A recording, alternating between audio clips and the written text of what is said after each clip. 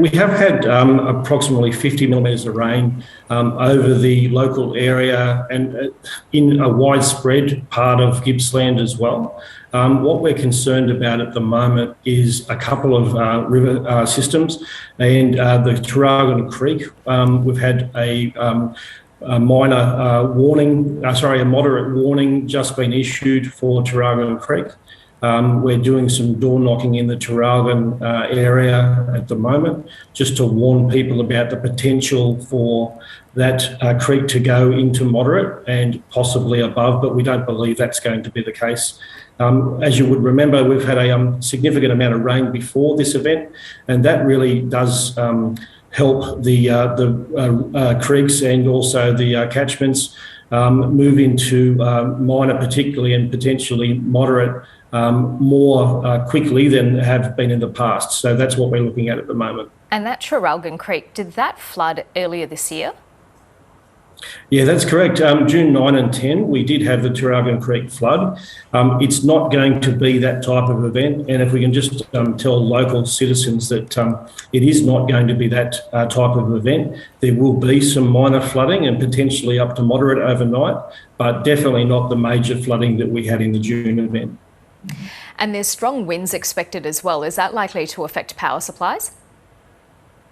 Yeah, there's a potential for that. As you'll probably know, the ground soil is pretty wet, and when that does occur, trees will come down and branches will come down. We expect that the winds will probably occur on Sunday, and we will see potential affecting of power supply, but we do have preparations in place with our partner agencies, including AusNet, for that to be something that we'll deal with fairly quickly.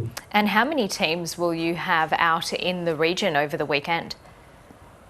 Yeah, we've got multiple teams across the SES resources across our state have come to assist, but also our partner agencies have come to assist us as well, as we do in most emergencies. So there's a number of crews across our region ready to take assistance and also to respond to assistance from the public. Yeah, and so how many calls have you received already for help?